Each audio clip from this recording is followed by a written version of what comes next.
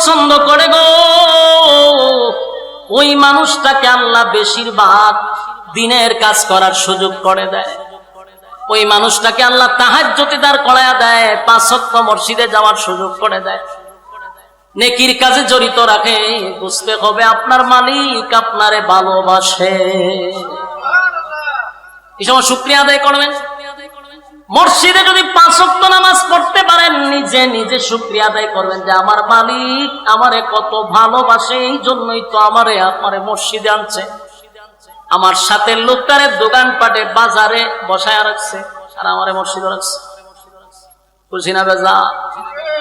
আমার যুবক ভাইরা, সাহাবায়ে কেরামরা নেকির প্রতিযোগিতা করত, নেকির প্রতিযোগিতা করত। হযরত ওমর প্রতিযোগিতা করত আবু বকরের সঙ্গে, আবু বকরের সঙ্গে নেকির প্রতিযোগিতা করত, কিন্তু যত চেষ্টাই করত কিন্তু আবু বকরের সাথে উনি পারতেন না, আগে গিয়ে দেখুন অবস্থা। আমার যুবক ভাইরা, আমাদের উচিত নেকির প্রতিযোগিতা করা। কথা বল না দি, আগে আগে মসজিদে যাওয়া। যে কোনো কাজ আমার নিয়ত থাকতে হবে, এর আগে আমার এই কাজটা করতে হবে। এটা হলো নেকির প্রতিযোগিতা, এটা আল্লাহ পছন্দ করে। আমার যুবক ভাইরা, এই সূরা মুজাম্মিল নাজিল হওয়ার কারণ ছিল, প্রথম দিক দিয়া যখন কোরআন নাজিল হয়েছে, আমার নবীটা লোড সহ্য করতে পারে নাই। অনেক সাহাবীরা বলতো, হাবিব কিবরিয়া যখন ঘোড়ার উপরে থাকতো অথবা উটের উপরে রাসূল বসতো, তখন যদি কোনো আয়াত নাজিল হইতো, উটের পাগুলি জমিনে ঢুকে যাইতো। সুবহানাল্লাহ আছে? তাহলে কোরআনের আয়াতের লোড আছে না নাই? আম্মা জান আয়েশা বলেন, প্রচন্ড ঠান্ডার মধ্যে কম্বলের নিচে আমরা শুয়ে আছি। এত ঠান্ডার মধ্যে যখন নবীর উপরে কোরআনের আয়াত নাজিল হইতো, আল্লাহর নবী ঘেমে যাইতেন, পেরেশান হয়ে যাইতেন, ওনার শরীর দিয়া গাম মোবারক বাহির হইতো। এই আয়াতের এত লোড, এত ক্ষমতা, এই কোরআন নবীর উপরে নাজিল। হেরা পর্বতে সর্বপ্রথম যখন নাজিল হয়, জিবরাইল আলাইহিস সালাতু ওয়াস সালাম পূর্ণ সূরত নিয়ে নবীর সামনে হাজির হয়। বারবার নবীরে বারবার বলতে লাগলো, পড়েন আপনি কোরআন পড়েন। নবী 5টা আয়াত শোনায়া দেওয়ার পরে যে নবীর শরীরে কম্পন সৃষ্টি হইল। নবী বারবার আম্মা জান খাদিজার কাছে কয়, খাদিজা গো, আমি মনে হয় বেশি দিন বাঁচবো না, আমার লক্ষণ ভালো না। কিন্তু আম্মা জান খাদিজা ছিল অত্যন্ত বুদ্ধিমতী একজন মহিলা। এই জন্য বিবি যদি বুদ্ধিমান হয়, বিবি যদি বুদ্ধিমান হয়, নেককার হয়, তাহলে স্বামী বেচারার জন্য অনেক ভালো, ফ্যামিলি ভালো চলে যদি বউ নেককার হয়। আর যদি বউ নেককার না হয়, তাহলে দুনিয়াটা একটা জাহান্নাম। বাস্তব না বাস্তব? আম্মা জান খাদিজা বলে, হাবিব চিন্তার কোনো কারণ নাই গো, আপনি ঘাবড়াইবেন না, কারণ জিন্দেগিতে আমি আপনাকে কোনোদিন আমানতের খেয়ানত করতে দেখি নাই। মানুষের সঙ্গে আপনি খারাপ আচরণ করেন নাই, মানুষের হক আপনি নষ্ট করেন নাই। আপনার উপরে এমন মুসিবত হতে পারে না, কোন দুষ্ট জিন আপনাকে নষ্ট করতে পারে না, কারণ আপনি হক আদায় করছেন। তাই বিবি নিজের স্বামীকে সান্ত্বনা দেয় আর বলতেছে, নিশ্চয়ই আপনার সঙ্গে যার দেখা হয়েছে দুনিয়ার কোনো মানুষ নয়, এটা আল্লাহর কোন ফেরেশতা। সুবহানাল্লাহ। সান্ত্বনা দিতেছে। আর আমরা যদি বউ হইতো, যদি হইতাম বলে একটা কুস্তা দিকে লাইছি, বললো মুরগি একটা সৎকা দিয়ে দাও, আনলে অমুক মাজার একটা গরু লিয়ে দাও, ছাগল একটা লইয়া দাও, নিয়ে বাবার মান্নত করো, ভালো যাবে। বুদ্ধি পরামর্শ তো বড় অভাব নাই, বড় একটা গুরু ভাল দুটো নেতা লাইছে। কিন্তু আম্মা জান খাদিজা বলেন যে আপনি জীবনে কারো ক্ষতি করছেন না, আপনারে তো কোনো জিন্নাতেও ক্ষতি করতে পারে না। সুতরাং আপনার সাথে যার সাক্ষাৎ হয়েছে, নিশ্চিত উনি আল্লাহর কোন পাঠানো ফেরেশতা। সুবহানাল্লাহ। জিবরাইল তো আসলেই নবীর সঙ্গে সাক্ষাৎ করছে। এখন রাসূল তো কাঁপতেছে, কারণ এটা তো লোড মারাত্মক। এরপরে নবী ওনার কাছে যখন কোরআন আসে, আল্লাহ রাব্বুল আলামিন ঘোষণা দিয়া দিলেন, হাবিব 40টা বছর আপনি চুপ ছিলেন, চুপ থাকার কথা আমি আল্লাহ আপনাকে বলেছি, এবার আমি আল্লাহ আপনাকে বলে দিলাম, মক্কা নগরীর মানুষকে আপনি জানায়া দেন, আপনি শুধু মুহাম্মদ নয়, আপনি হলেন মুহাম্মাদুর রাসূলুল্লাহ সাল্লাল্লাহু আলাইহি ওয়াসাল্লাম। আল্লাহর হাবিব সর্বপ্রথম দিনের দাওয়াত দেওয়ার আগে আম্মা জান খাদিজাকে বললেন, খাদিজা গো, আমি তো দিনের দাওয়াত লইয়া মানুষের কাছে যাব, মানুষ যদি আমার জিজ্ঞাসা করে আপনার ঘরওয়ালি আগে দাওয়াত গ্রহণ করছে, আমার ঘর যদি ঠিক না থাকে আমি অন্য জায়গায় দাওয়াত দিয়া কি করব? আম্মা জান খাদিজা কোনো কথা না বলে বললেন, লা ইলাহা ইল্লাল্লাহু মুহাম্মাদুর রাসূলুল্লাহ সাল্লাল্লাহু আলাইহি ওয়াসাল্লাম। আল্লাহর নবী বললেন, খাদিজা কোনো প্রশ্ন করলে না, প্রশ্ন না করে আমার কালেমা তুমি গ্রহণ করলে। আম্মা জান খাদিজা বলেন, আমি তো অপেক্ষায় ছিলাম কবে আপনি বলবেন যে আমি আল্লাহর রাসূল, আর আমি এটার জন্য অপেক্ষায় ছিলাম। সুবহানাল্লাহ। আল্লাহর নবী নিজের ঘরের মধ্যে কালেমার দাওয়াত গ্রহণ করাইতে পারলেন, সাথে সাথে উনি মক্কা নগরীতে চলে গেলেন। গিয়া এক জায়গায় দাঁড়াইয়া সবাইকে একত্রিত করে বললেন, এই মক্কার মানুষেরা শোনো, আজকের পর থেকে শুধু আমি মুহাম্মদ নয়, আমি হলাম মুহাম্মাদুর রাসূলুল্লাহ সাল্লাল্লাহু আলাইহি ওয়াসাল্লাম। আর আমার সঙ্গে তোমরা পড়ে নাও, লা ইলাহা ইল্লাল্লাহু মুহাম্মাদুর রাসূলুল্লাহ সাল্লাল্লাহু আলাইহি ওয়াসাল্লাম। আমার যুবক ভাইয়েরা, মুরব্বী বাবারা, দিনের কান লাগায়া কথাগুলি শুনেন। প্রতি রাত আপনারা ঘুমান, প্রতি রাত আড্ডা মারেন, একটা রাত্রি না হয় একটু কষ্ট করলে অসুবিধা হইব। এক হাবিবি কিবরিয়া 40 বছর পর্যন্ত কাউকে আদেশ করে নাই, কাউকে নিষেধ করে নাই। 40 বছর পরে যখন বললেন লা ইলাহা ইল্লাল্লাহ, নেই কোনো মাবুদ আল্লাহ ছাড়া, মুহাম্মাদুর রাসূলুল্লাহ সাল্লাল্লাহু আলাইহি ওয়াসাল্লাম আমি আল্লাহর বান্দা এবং রাসূল, আমার পরে আর কোন নবী পৃথিবীতে আসবে না, কোন রাসূল পৃথিবীতে আসবে না, আল্লাহ আমারে আখিরি জামানার পয়গম্বর হিসেবে প্রেরণ করেছেন। তোমরা আমার সঙ্গে পড়ে নাও লা ইলাহা ইল্লাল্লাহ, এই কালেমা পড়ে নিলে দুনিয়া এবং পরকালে শান্তি পাইবা। হ্যাঁ যুবক ভাই, যে মক্কার মানুষ আমার নবীকে আল আমিন বলে উপাধি দিল গো, আবু জাহেলের মতো ব্যক্তি আমার নবীর আল আমিন বলে ডাকছে। মক্কার মধ্যে আমার নবীর কোনো দুশমন ছিল না, মক্কার ভিতরে আমার নবীর দুশমনি কেউ করত না, কেউ নবীর বিরোধিতা কোনোদিন করল না। যেই মাত্র বললেন লা ইলাহা ইল্লাল্লাহ, আল্লাহ ছাড়া কোনো মাবুদ নাই, আর আমি মুহাম্মাদুর রাসূলুল্লাহ, এই স্লোগান দেওয়ার সাথে সাথে মক্কার মানুষ আমার নবীরে মারার জন্য পাথর নিয়ে দাঁড়াইছে। আমার কথা কি বুঝতেছেন?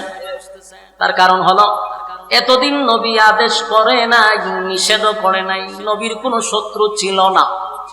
যেই মাত্র নবী আদেশ করতে লাগলেন, নিষেধ করতে লাগলেন, শত্রুর এখন অভাব নাই। সমাজের মধ্যে যদি আমি আপনি আদেশ করি, নিষেধ করি, আপনি আমার শত্রু আছে। আর আপনি আমি যদি আদেশও নাই, নিষেধও নাই, একজনে হারিয়ে নাচতেছে, আপনি যখন আস্তাগফিরুল্লাহ এটা করেন ঠিক না, ওই আপনি তসবিলিয়া মসজিদে গেছেন না, তাহলে আপনার কোনো শত্রু নাই। কিন্তু সমাজের মধ্যে শিরিক হচ্ছে, বেদাত হচ্ছে, আপনি চোখে দেখার পরেও যদি কথা না বলেন, যদি আপনার শত্রু নাই, কিন্তু আল্লাহর কাঠ ধরায় আপনাকে জবাব দিতে হবে। কথা কই না দি? এই জন্য রাসূল যতদিন আদেশ নিষেধ দেয় নাই ততদিন শত্রু নাই। যেদিন থেকে বললেন আজকের থেকে সুদ খাওয়া যাবে না, ঘুষ খাওয়া যাবে না, মদ খাওয়া যাবে না, জেনা ব্যভিচার করা যাবে না, দুর্নীতি করা যাবে না, টেন্ডারবাজি করা যাবে না, চাঁদাবাজি করা যাবে না, সেদিন থেকে নবীর বিরুদ্ধে সবাই দাঁড়ায় গেছে। এর আগে শত্রু নাই। শত্রু হইল কেন? যারা চাঁদাবাজি করতে, এখন চাঁদাবাজির বিরুদ্ধে কথা বলে আমি মৌলবীরে বালা ভাবে চাঁদাবাজে, হ্যাঁ কথা কই নাকি? দুর্নীতিবাজের বিরুদ্ধে কথা বললে আমি মৌলবীরে বালা ভাইব। মসজিদে যদি সুদকুরের ওয়াজ করি, সুদকুর যারা আছে এরাকে আমি হুজুর আর বালা ভাইব। তাহলে আপনি যদি চিন্তা করেন যে আমার অনেক মুসল্লি আছে মাশাআল্লাহ সুদ খায়, আমি যদি সুদের বয়ান করি তাহলে তো দেখা গেল আমার এরা করে খাওয়ান বন্ধ হয়ে যাবো। এই নিয়তে ইমামতি করলে আমাদের পিছনে নামাজও হবে না। আর শত্রু না থাকতে পারে, কিন্তু আল্লাহর কাঠ ধরে আপনাকে জবাব দিতে হবে। সাদারে সাদা কইব, কালারে কালা কইব। আমার কথায় মনে আপনার একমত না? আওয়াজে বোঝা যায় লক্ষণ খুব খারাপ।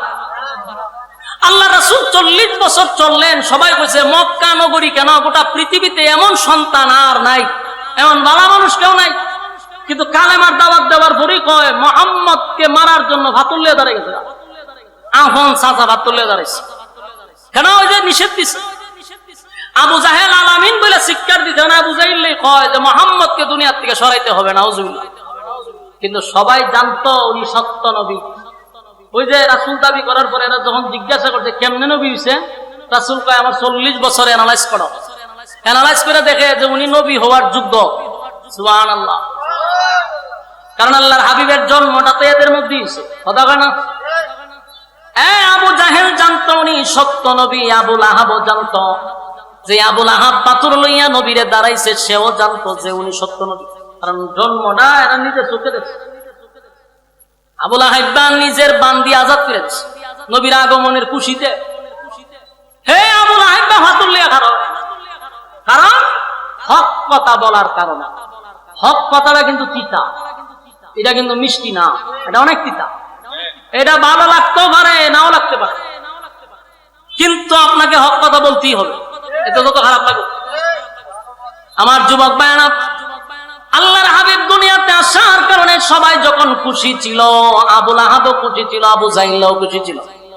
এখনো নবীর আগমনে সবাই খুশি হয়, কিন্তু নবীর সিরাত অনুযায়ী চলতে মানে না, চলতে পারে না। যদি হয় নামাজ পড়, রোজা রাখ, পর্দা কর, নিজের বউরে পর্দা রাখ, নিজের বাচ্চারে পর্দা রাখ, এটা সহ্য করতে পারে, কথা বুঝতেছে? কিন্তু নবীর জন্মের দিন মিছিলও করতে পারে, বিরানিও খাইতে পারে, কিন্তু নবীর হুকুম, নবীর তরিকা অনুযায়ী জীবন যাপন করতে তার ভালো লাগে না। আমি এক কথা বললাম, তুই যে মিছিল দিতা যাস, তোর তুই মুখ দাঁড়িয়েও নাই, নমাজও নাই, তুই মুখ হানি হলস না, না থাকলে দিছে নবীর প্রেম আছে। নবীর প্রেম দিয়ে কি জান্নাতে যেতে পারবেন? হ্যাঁ, কথা কই না? আবু তালেবের ভালোবাসা এক পাল্লা ভাই আপনি রাখেন, আর তাম পৃথিবীর সমস্ত মুমিনের ভালোবাসা এক পাল্লা ভাই রাখেন। শুধু ভালোবাসাটা মাপেন, খুদার কসম আবু তালেবের একদিনের ভালোবাসার সমান হবে না। বলুন, সেই আবু তালেব জান্নাতি না জাহান্নামী? কেন? ভালোবাসার কোনো কমতি ছিল? কোনো কমতি ছিল না। কিন্তু এই ভালোবাসা লইয়া গেছে তো জাহান্নামে গেছে, যদিও জাহান্নামের শাস্তি অনেক কম। কেন কম? নবীর প্রতি ভালোবাসা ছিল, নবীর এমন কোন অংশ নাই আবু তালেবের শরীরে লাগে নাই, এই জন্য আল্লাহ শরীরের মধ্যে আগুন লাগাইছে না। কিন্তু যেই জায়গায় আগুন লাগাইছে ভাবের তলা, ওই মাথার মগজ পর্যন্ত এইভাবে উতরাইতেছে। কিন্তু ভালোবাসা আবু তালেবের কোনো কমতি ছিল না। তাহলে এখান থেকে আমরা বুঝতে পারলাম, শুধু ভালোবাসা দিয়ে জান্নাতে যাওয়া যায় না, ভালোবাসার সাথে নবীর আতাত লাগে, নবীর অনুসরণ, অনুকরণ, নবীর তরিকা অনুযায়ী জীবনযাপন করতে হয়, কথা বলেন না? বলুন, শুধু ভালোবাসা দিয়ে জান্নাতে যাওয়া সম্ভব না ভালোবাসার সাথে নবীর তরিকা লাগে? আমি কথাটা বললে একটা এক্সাম্পল দেই। আমি এক্সাম্পলটা দিলে সাধারণ মানুষ বুঝতে সুবিধা। যেমন মনে করেন আমার মতো একটা ছোট্ট বক্তারও বক্তা আছে না নাই? আছে, সারা বাংলাদেশে আছে, ইউরোপ আমেরিকার থেকেও আমার বক্তব্য আছে, ফোন দেয়। এই যে ভালোবাসা, অনেক মানুষ ফোন দিয়ে কান্নাকাটি করে, একদিন দেখা করো হুজুর আপনার ওয়াজ শুনি, বিভিন্ন আবেগ আছে, ভালোবাসা এদের কমতি নাই। কিন্তু অনেক বক্তরে দেখলাম যে মুখ দাঁড়িয়েও নাই, মুছও নাই, সুন্নতি কোনো লেবাসও নাই, নমাজও পড়ে না, কিন্তু আমার জীবনটা লাগে। বলুন তো দেখি, আমার প্রতি তার ভালোবাসার কোনো কমতি আছে? কমতি নাই। কিন্তু কি নাই? আমার অনুসরণ, অনুকরণ নাই, কথা হয় না? আমার যে অনুসরণ, অনুকরণ তার মধ্যে থাকার কথা ছিল, এটা নাই, কিন্তু ভালোবাসা আছে। আল্লাহ নবীর প্রতি অনেক মানুষের ভালোবাসা আছে, যারা মিছিল করে এরা নবীর ভালোবাসা মিছিল যায়, নবীর জন্য জীবন দিতে এরাও প্রস্তুত। এরা যে ভালোবাসা নাই কথা বলতে পারবে না, এরা নবীর লেগে জীবন দেলাইতে প্রস্তুত। কিন্তু সমস্যাটা হইলো এদের মধ্যে নবীর তরিকা নাই, নবীর অনুসরণ নাই, নবীর অনুকরণ নাই। শুধু ভালোবাসলেই হবে না, আপনি নবীর তরিকাটা খালি গ্রহণ করেন, সবচেয়ে বড় আশিক রাসূল আপনি হবেন। নবীর তরিকাটা মানে, কারণ আমি নবীর তরিকা নাই, ভালোবাসার স্লোগান দিতেছে, ফায়দা হইব নি? আবু তালেব নবীর ভালোবাসা, একবারে মৃত্যুর আগ পর্যন্ত নবী কান্নাকাটি করছে যে আপনি একবার শুধু কালেমাটা পড়েন। করছে? আবু তালেবের ভালোবাসা যদি এক পাল্লা বের, তাম পৃথিবীর সমস্ত আশিকে রাসূলের ভালোবাসার এক পাল্লা বাই রাখেন, খোদার কসম আবু তালেবের ভালোবাসার সমান হবে না। কিন্তু এই ভালোবাসা লইয়া গেছে জাহান্নামে। আল্লাহর হাবিব বলেন, চাচা জীবনটা বড় আপনি আমারে ভালোবাসছেন, নিজে না খাইয়া নবীরে খাওয়াইলো, ঘুমের সময় নবীরে জড়ায়া দইরা ঘুমাইতো, এমনকি 3 বছর কারাবন্দী ছিল, রাসূলের সাথে জেল পর্যন্ত খাটছে। সেই আবু তালেব যেদিন মারা যায়, নবী কাছে বসে বলতে, আপনি শুধু মুখটা লড়াইলাম, খালি একবার বলেন যে আমি কালেমা গ্রহণ করছি। আবু তালেব চতুর্দিকে তাকায়া দেখে আবু জাহিল্লা বসা, আবু লাহাইবা বসা, উদ্বা উতাইবা সব বসে রয়েছে। আল্লাহ রাসূল বুঝতে পারছে যে চাচায়ারা দিকটা কালেমা পড়ে না, তাই খুব কাছে গেছে, গিয়া রাসূল চোখ দিয়া পানি ছাড়তেছে আর বলতেছে, চাচা আপনার, আমি বুঝতেছি আপনি এদের দিকে তাকাইয়া কালেমা পড়তেছেন, আপনি শুধু মুখটা আমার কানের মধ্যে লাগায় রাখেন, আপনি টুটটা লড়াইলেই হবে, আমি আল্লাহরে বলবো যে আমার চাচা পড়ছে, কিয়ামতের মাঠে আপনাকে না নিয়ে আমি জান্নাতে যাব না। কি সুযোগটা দিছে দেখছে। কিন্তু আবু তালেব বলেন, ভাতিজা তুমি আমারে নসিহত করা লাগবে না, তুমি যে আল্লাহর পয়গম্বর সেটা মক্কাবাসীর থেকে আমি বেশি জানি। সুবহানাল্লাহ। তুমি সত্য নবী যাও জানি, তোমার কোরআন সত্য, তোমার আল্লাহ সত্য, তুমি রাসূল সত্য, এটা আমি জানি, কিন্তু আমি কালেমা পড়ব না। নাউজুবিল্লাহ। আল্লাহর নবী বলেন, প্রাণের চাচা কলিজাটা দিয়ে আমারে ভালোবাসছেন গো, আপনি আমারে এত ভালোবাসছেন, আমি কেমনে সহ্য করব, আপনি জাহান্নামের আগুনে জ্বলবেন আর আমি নবীটা দেখবো, এটা কেমনে সম্ভব? আল্লাহর নবী যখন বারবার বলতেছেন কালেমা পড়ে, আবু তালেব বলে, আমি যাই না শুই না জাহান্নামে যাব, তারপরও কালেমা পড়ব না। নাউজুবিল্লাহ। আল্লাহ রাব্বুল আলামিন তখন আয়াত নাজিল করে বলেন, বন্ধু আপনি কাঁদেন না, আপনি আর একটা কান্না কাটিও করবেন না, কারণ আপনার চাচা বলছে কালেমা পড়বেন, আপনি আরেকবার তারে রিকোয়েস্ট করবেন না, আমি আল্লাহ আপনার চাচাকে হেদায়েত দিব না, আমি তারে হেদায়েত দিব, আমি তারে হেদায়েত দিব না, এটা আমি আল্লাহর একক সিদ্ধান্ত। কারণ আপনাকে পাঠাইছি ওয়াজ করবার লাগিয়া, হেদায়েত দিবার লাগি পাঠাইছি না। বলুন নবীকে হেদায়েতের মালিক আল্লাহ, নবীরে পাঠাইছে ওয়াজ করার জন্য। আল্লাহ ওয়াজ করছেন, বস হেদায়েত আমি কারে দিব না, এটা আমি আল্লাহর একক সিদ্ধান্ত। কথা কি বুঝতেছেন? কালেমা পড়ল না, কিন্তু ভালোবাসার কোনো কমতি ছিল না। আমি আপনাদেরকে বলি, আমার যুবক ভাই, মুরব্বী বাবারা, আপনাদের ভিতরে ভালোবাসার কমতি নাই, শুধু সাথে নবীর তরিকাটা রাখেন, আবু বকরের সাথে আপনার হাসর হবে। নবীর তরিকা অনুযায়ী জীবন যাপন করেন, উমরের সাথে হাসর হয়ে যাবে, কারণ ভালোবাসা আপনাদের আছে। শুধু নবীর তরিকা অনেকের মধ্যে নাই, দাড়ি রাখে না, নামাজ পড়ে না, পতলাপ করে পানি লয় না, নিজের বিবিরও পর্দায় রাখে না। বলুন এইভাবে কি জান্নাত পাওয়া সম্ভব? খালি স্লোগান দিলিব, কথা হয় না। আল্লাহ রাব্বুল আলামিন বলেন, হেদায়েতের একমাত্র মালিক আমি আল্লাহ, কিন্তু যারা হেদায়েত আমার কাছে ভিক্ষা চায় আমি তাদেরকে হেদায়েত দিয়ে থাকি। যারা হেদায়েত চায় না রে, আমি আল্লাহ আসমান থেকে লাইম্মা তারে হেদায়েত দেই না। হেদায়েত আসমান থেকে লাইম্মা কেউ দেয় না। হেদায়েতের জন্য আল্লাহর কাছে আপনি চাইতে হবে। আপনি মুনাজাত যতবার করেন, একদিন কি কইছেন যে আল্লাহ আপনি আমারে হেদায়েত দেন, আল্লাহ আপনি আমারে হেদায়েতের ভিক্ষা দেন, আপনি আমারে মহব্বতের বান্দা হিসাবে কবুল করেন, এদিকে আল্লাহর কাছে কইছেন? আমরা তো আল্লাহর কাছে হেদায়েত চাই না, এই জন্য আমরা হেদায়েত পাই না। হেদায়েতের জন্য আল্লাহর কাছে চাইতে হবে। কথা কি বুঝতেছেন? আবু তালেব সব জানতো, কিন্তু হেদায়েতের জন্য আল্লাহর কাছে একবারও দরখাস্ত করে নাই। এজন্য আল্লাহ ভাই আমি তার হেদায়েত দিব না। নবীর চাচা আবু তালেব রে হেদায়েত দিল না, ওয়াহশিরে আল্লাহ হেদায়েত দিয়ে দিছে। কথা কি বুঝতেছেন? আমির হামদারে যিনি মারছেন, সেই ওয়াহশি কত সাহাবীদের মধ্যে সবচেয়ে একেবারে নিচু দরজা হইল ওয়াহশি। আল্লাহ ওয়াহশিরে হেদায়েত দিয়ে দিছে। কিন্তু আবু তালেব নবীরে ছাড়াইয়া হত্যা খাবার খায় নাই। 50 বছর পর্যন্ত নবীরে লালন পালন করছে, নিজের সন্তানের চেয়ে বেশি রাসূলকে মহব্বত করছে। কিন্তু আবু তালেব হেদায়েত পাইল না, আর ওয়াহশি নবীর কলিজায় আঘাত দিছে চাচারে হত্যা কইরা, কিন্তু ওয়াহশিরে আল্লাহ হেদায়েত দিয়ে দিছে। কারণ ওয়াহশি আল্লাহর কাছে হেদায়েত চাইছে যে আল্লাহ আমি যা করছি ভুল করে লইছি, আমার হেদায়েত দিয়ে দেন। আল্লাহ হেদায়েত দিয়ে দিছে। তো ওয়াহশির মতো একজন লোককে যদি আল্লাহ হেদায়েত দিয়া জান্নাতে দিয়া দেয়, আপনি আমি তো এরকম অপরাধ করছি না। আমরা যদি আল্লাহর কাছে হেদায়েত চাই, আল্লাহ দিবনি? কথা হয় না। কিন্তু মুখে শুধু ভালোবাসার স্লোগান থাকলেই হবে না, নবীর আতাত করতে হবে। আমার যুবক মায়েরা, আবু তালেব ভালোবেসেও জাহান্নামে গেল, শুধু একটাই তার মধ্যে ছিল, এটা হলো অনুসরণ, অনুকরণ। আমার নবীর অনুসরণ, অনুকরণ তার মধ্যে ছিল না। এখনকার ইয়ং জেনারেশন সহ মুরব্বীদের মধ্যেও ভালোবাসার কোনো কমতি নাই, কিন্তু নবীর এতাত নাই, নবীর ভালোবাসা, মহব্বত, নবীর অনুসরণ, নবীর অনুকরণ আমাদের মধ্যে নাই।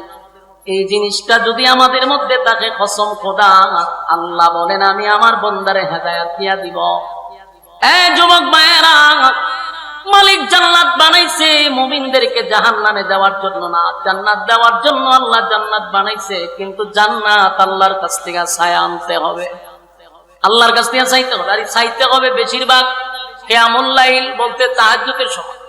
আল্লাহর সাথে যদি আপনি আমার সম্পর্ক তৈরি করতে হয়, সেটা হলো গভীর রাত। বলুন সেটা কোনটা? গভীর রাত। 5 ওয়াক্ত নামাজের মাধ্যমে জাহান্নাম থেকে বাঁচতে পারবেন, কিন্তু তাহাজ্জুদের মাধ্যমে আপনি আল্লাহর ওলি হইতে পারবেন। আমার কথা কি বুঝতেছেন? আপনি 5 ওয়াক্ত নামাজ দিয়ে ওলি হইতে পারবেন না। জান্নাত পাইবেন, জাহান্নাম থেকে বাঁচতে পারবেন, কিন্তু ওলি হইতে গেলে তাহাজ্জুদ করতে হবে। যেই ফিরে তাহাজ্জুদ করে না, এই ফিরে আল্লাহর ওলি হতে পারে না। এটা একবার স্পষ্ট। যদি কোনো ফিরে হয় নামাজ লাগে না, নাম্বার সরবন্ড, এর মধ্যে ঈমান নাই, আরো 10টারে জাহান্নামে নিয়ে যাবে। তখনই ওলি হতে পারবে 5 ওয়াক্ত নামাজের পরে যদি সে গভীর রাত্রে আল্লাহর সাথে সম্পর্ক করে। ওলি হইতে গেলে একমাত্র তাহাজ্জুদ ছাড়া কোনো ব্যক্তি আল্লাহর ওলি হতে পারবে না। 5 ওয়াক্ত নামাজ দিয়া আপনি বাঁচতে পারবেন, কিন্তু সম্পর্ক তো ভিন্ন জিনিস। এখন আমি একটা এক্সাম্পল দিই। চাকরি আপনাকে আমি দিলাম, ডিউটি হলো 12 ঘন্টা, এই 12 ঘন্টা হলো আপনার দায়িত্ব, আপনি এটার বিনিময়ে টাকা পাইতেছেন। কথা বুঝতেছেন? এখন যদি আপনি ওভার টাইম করেন, যারা টাকা নেন না, তাহলে মালিকের সাথে আমি সম্পর্ক পারবো না, সম্ভব? কথা হয় না। 12 ঘন্টা ডিউটি করতেছে সে স্বার্থের জন্য। বলুন 12 ঘন্টা ডিউটি করে কিসের জন্য? স্বার্থের জন্য। 5 ওয়াক্ত নামাজ আমরা পড়ি আমাদের স্বার্থের জন্য। বলেন স্বার্থ কেমনে? আমরা জাহান্নাম থেকে বাঁচবার লেগে 5 ওয়াক্ত নামাজ পড়ি, এটা আমাদের স্বার্থ, আমরা জান্নাত চাই। কথা কি বুঝে না মনে? 5 ওয়াক্ত নামাজ পড়ি কিসের স্বার্থে? জান্নাতের স্বার্থে। এটা স্বার্থের জন্য নামাজ পড়ি। আর অবস্থান তাহাজ্জুদের নামাজ জান্নাত পাওয়ার জন্য নয়, আল্লাহর সাথে বন্ধুত্ব করার জন্য। এই জন্যই যারা তাহাজ্জুদ করে এরা আল্লাহর ওলি হয়। আর 5 ওয়াক্ত নামাজের মাধ্যমে দায়িত্ব ভালো নয়। কোনটা করবে? 5 ওয়াক্ত দায়িত্ব পালন করতে হবে, ওভারটাইম করে আল্লাহর সাথে বন্ধুত্ব তৈরি করতে হবে। কথা হয় না? আর যুবক ভাইরা, আল্লাহ রাব্বুল আলামিন বলেন, ইয়া আইয়ুহাল মুযাম্মিল ও কমলি ওয়াদা, ইয়া আইয়ুহাল মুযাম্মিল কুমিল লাইলা ইল্লা কালিলা নিসফাহু আও ইনকুস মিনহু কালিলা। আপনি দাঁড়িয়ে যান, আপনি রাতের এক অংশ আমি আল্লাহর জন্য আপনি দাঁড়িয়ে যান, সেখানে দাঁড়াইয়া কিয়াম করেন, নামাজ পড়েন। রাতের একটা অংশ আমি আল্লাহর জন্য বরাদ্দ রাখেন। এরপর আল্লাহ বলেন, এই নামাজের মাধ্যমে আমি আল্লাহর সঙ্গে আপনার বন্ধুত্ব তৈরি হবে, বন্ধুত্ব তৈরি হবে। আল্লাহ বলেন, নিসফাহু আও ইনকুস মিনহু কালিলা, রাতের যে কোনো একটা অংশে আপনি কিয়ামে দাঁড়ায়া যান। আউজিদ আলাইহি ওয়ারাত্তিলিল কুরআনা তারতিলা। আর কোরআন আপনি স্পষ্টভাবে শুদ্ধ করে তারতিলের সাথে কোরআন তেলাওয়াত করেন। তাহলে কোরআন তেলাওয়াত দরকার আছে না নাই? আমরা যে গিলাপ দিয়া ফেসায়া কোরআন শরীফ তৈছি, এটা আবার 1 বছর পরে রমজান বাইর করে মোছামুছি করবো, গিলাপ তৈব। এই আমাদের কোরআন রাখার সিস্টেম। অথচ আল্লাহ তার বন্ধুরে বলতেছে, আপনি প্রতিদিন কোরআন তেলাওয়াত করেন তারতিলের সাথে। আপনার যতটুকু সুর আছে, এই সুর দিয়ে সুন্দর করে আপনি কোরআন তেলাওয়াত করেন। কোরআন তেলাওয়াতের মাধ্যমে আল্লাহর সঙ্গে বান্দার কথা হয়। সুবহানাল্লাহ। আপনি যে কোনো ইবাদত করেন, ওই ইবাদতের মাধ্যমে মালিকের সঙ্গে কোনো বান্দার কথা হয় না রে, কথা হয় শুধুমাত্র কোরআন তেলাওয়াতের মাধ্যমে। আর এই কোরআন পড়তে হবে তার তিলের সাথে। আমাদের মধ্যে অনেক মানুষের তেলাওয়াত শুনলে মন চাইতো দৌড় মারোয়া। অনেক ফিরের তেলাওয়াত করলে আমার মনটা হয় পাশ দিয়া মাথার বাড়ি মেরে 2 ভাগ করে লাগে। এর সূরা ফাতিহাই শুদ্ধ না বলে ফিরে বইছে। আমাদের মক্তবের ছাত্র যদি এর প্রশ্ন করে যে তুই যে সূরা ফাতিহা বললি তোর প্রথম আয়াতই তোর হয় নাই, এক বেচারা পড়তাছে আলহামদুলিল্লাহ রাব্বিল আলামিন গামছা ফেলেছে, প্রথম শব্দ তুই মেরে দিছে আলহামদুলিল্লাহ বলে, সব প্রশংসা বাদ দিয়া হে আল্লাহর কন্ডু তৈরি করে দিছে। এরকম অসংখ্য ফিরের ফরামূল্যে মাথা নষ্ট হয়ে যায়। আবার অনেক বক্তার দেখছি বইয়া ওয়াজ করতেছে, হাজার হাজার শ্রোতা মাথা লাল্লিল বাতি ধরে বিশাল বড় মৌলানা সাহেব, কিন্তু ফরামূল্যে মনে হয় যে খাঁচা গঞ্চিটা বাইরিতাম। এই জন্য এদের কোন শহরমুখী একটা ইমামতি করতে পারে না, সবগুলা গ্রামের সিবাজাবাদ নামাজ পড়া, কারণ ভালো জায়গাতে ইন্টারভিউ দেওয়ার মতো এদের যোগ্যতা নাই। আরে বেটা তুই আলেম ওইসব অন্তত পক্ষে তেলাওয়াতটা সহি কর, লজ্জা করে না যে তেলাওয়াত গলত মার্কা তেলাওয়াত নিয়ে আমাদের সামনে পড়ে। তো পাবলিক তো সুবহানাল্লাহ হয়ে খাইতে যায়, কিন্তু যারা আলেমরা আছে এরা তো মাথা নষ্ট হয়ে যায় যে কিতা বললো হে। এই জন্য আল্লাহ তার বন্ধুরে বলতেছে আপনি তার তিলের সাথে তেলাওয়াত করেন। আপনারা যারা বলবেন হুজুর আমরা মাদ্রাসা পড়ছি না, বড় মুসিবত আছে হুজুর তেলাওয়াত শুদ্ধ করতাম কেমনে, এই কথা কই আল্লাহর কাছে পার পাবেন না। কারণ আপনারা যেমন 60 বছর সময় দিছে, হুজুরও 60 বছর আল্লাহ সময় দিছে, কথা হয় না দি। আপনি যে হায়াত পাইছেন সেই হায়াত যদি হুজুর ভাইয়া থাকে, উনি যদি শিখতে পারলো আপনি শিখলেন না কেন? আপনি বাজারের ব্যাপারে সব বুঝেন, জায়গা জমি যদি ফেস লাগে সব বুঝেন, আপনি কোরআনের বেলায় কিছু বুঝেন না। হ্যাঁ, একজন মুরব্বী সে দুনিয়ার কিচ্ছু বুঝে না, কিন্তু জায়গা দেখা ফেস লাগছে, এটা কোন কোডো যাইতেইব, কোন জায়গা গিয়া জায়গা ঠিক করতেইব, এই মুরব্বীর ব্রেন আছে, এটা দিয়ে ঠিক করে লই পরে। কিন্তু যেখানে জান্নাত আর জাহান্নামের প্রশ্ন, এখানে এসে হুজুর ভারী না আল্লাহ মাফ করবো, ডাইরেক্ট একটা কথা কয় যে হুজুর ইটা আমরা আল্লাহ মাফ করে দিব। আমি আল্লাহ জুতা দাবাই রিবা আধা ঘন্টা আল্লাহ মাফ করতে করে, আপনারা সময় দিছেন আল্লাহ। আপনি তো দুনিয়ার ব্যাপারে সব বুঝে, বাজার হাটের ব্যাপারে সব বুঝেন, ছেলেরে বিদেশ পাঠাইতেইব বুঝেন, আয় করতেইব বুঝেন, বিল্ডিং করতেইব বুঝেন, বুঝেন না শুধু সূরা ফাতিহা। হ্যাঁ, আবার হয় আমরা অনেক কিছু জিগাইলে আল্লাহ মাফ করবো, সহজ দলিল আল্লাহ মাফ করে দিবে। প্রত্যেকটা মানুষ অন্তত পক্ষে 60টা সূরা আপনাকে শুদ্ধ করে শিখতে হবে, যেটি নামাজে দাঁড়ায় পড়বে। ভাই সূরা কারাত যদি সহি না হয় নামাজ হবে না, নামাজ প্রথমেই তো শেষ। তাহলে আপনার কপালের মধ্যে খালা দাগ পালাই দিচ্ছেন, কিন্তু আপনার সূরা ফাতিহা হয় না, এই জীবন ভর এইভাবে নামাজ করছেন। আর জিগাইলে এখন আল্লাহ মাফ করবো, আল্লাহ মাফ করবার লেগে আপনার 60 বছর সময় দিছে, 70 বছর সময় দিছে কি মাফ করবার লেগে? আপনার সংশোধন করার লেগে তো দুনিয়াত পাঠাইছে, কথা কয় না? আল্লাহ রাব্বুল আলামিন বলেন, ইয়া আইয়ুহাল মুযাম্মিল কুমিল লাইলা ইল্লা কালিলা নিসফাহু আও ইনকুস মিনহু কালিলা আও জিদ আলাইহি ওয়া রাত্তিলিল কুরআনা তারতিলা। বন্ধু আপনি তারতিলের সাথে তেলাওয়াত করেন।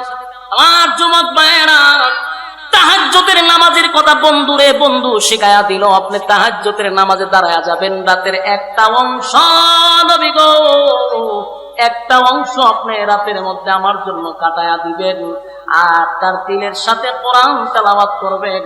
কোরআন তেলাওয়াতের মাধ্যমে আল্লাহর সঙ্গে বান্দার কথা হয়। যেমনি ভাবে নামাজে দাঁড়াইয়া মানুষ যখন তেলাওয়াত করে, আল্লাহ রাব্বুল আলামিন বলে বন্ধু 7 আসমান টপকাইয়া আপনারে আমি মেরাজ করাইলাম। বন্ধুর সঙ্গে বন্ধুর সাক্ষাৎ হইল, 7 আসমান টপকাইয়া আপনারে আমি মেরাজ করাইলাম। বন্ধু সেখানে গিয়া বললাম সব দেখলাম, জান্নাত দেখলাম, জাহান্নাম দেখলাম। আল্লাহ আপনার সঙ্গে আমার কথা হইল, আমার আনন্দ আমি রাখবো কোথায়? আল্লাহ আমার এত আনন্দ আমি কোথায় রাখবো? আল্লাহ বলে বন্ধু বলুন আপনার কোন আফসোস আছে কিনা, আপনার আর কিছু চাওয়ার পাওয়ার আছে? বন্ধু আপনাকে কি আমি খুশি করতে পারছি? আল্লাহর নবী বলেন মালিক রে, 7 আসমান টপকাইয়া আরশ আজিম সিদরাতুল মুনতাহা টপকাইয়া আরশ আজিমে আমারে আনছেন, আপনার পাশে আমারে বসাইছেন, বন্ধুর সঙ্গে বন্ধু কথা বলছেন, এত আনন্দ রাখবো কোথায়? তবে যাওয়ার আগে ছোট্ট একটা কষ্ট লইয়া আমি দুনিয়ার মধ্যে যাব। আল্লাহ বলে বন্ধু 7 আসমান টপকাইয়া আনছে গো, বন্ধুরে বন্ধুর পাশে বসাইয়া কথা বললাম, আর বন্ধু যাওয়ার সময় কষ্ট লইয়া দুনিয়াতে যাবে, আমি আল্লাহ এটা বরদাস্ত করতে পারবো না। বন্ধু বলেন কি আপনার কষ্ট আমার কাছে একটু বলেন। আল্লাহর নবী তখন বলেন, মালিক রে, আমি আপনাকে সালাম দিলাম, আপনার সঙ্গে দেখা হইল, আপনি আমারে হাদিয়া দিলেন, সব ঠিক আছে, কিন্তু আমার গুনাহগার উম্মতেরা কোনোদিন আপনার সঙ্গে কথাও বলতে পারবে না, আপনার সঙ্গে সাক্ষাৎ করতে পারবে না। এই ব্যথা লইয়া আমি দুনিয়ায় যাব, আমি কেমনে সহ্য করি? আল্লাহ বলেন, বন্ধু, আমার বন্ধু বেজার হইয়া দুনিয়ায় যাবে না, বন্ধু না, দুনিয়ায় আপনি বেজার হইয়া যাইবেন এটা হতে পারে না, আপনারে খুশি কইরা দিব, খুশি কইরা দিব। আল্লাহ বলেন, বন্ধু ওয়াদা দিলাম, সাত আসমানে উঠাইয়া আমার সঙ্গে সাক্ষাৎ করাইয়া, বন্ধু আমার সঙ্গে আপনার কথাবার্তা কমপ্লিট করাইয়া আপনার আমি হাদিয়া দিলাম, আপনি আমারে হাদিয়া দিলেন, বন্ধুর মধ্যে বন্ধুর কথাবার্তা হইল, যাবার সময় ছোট্ট ব্যথা লইয়া যাইবেন, এটাও আমি আপনাকে করতে দিব না। ওয়াদা দিলাম, আপনার সঙ্গে দেখা হইছে সাত আসমানে, বন্ধু আপনার উম্মতের সঙ্গে দেখা হবে জমিনে। জোরে কোন সুবহান।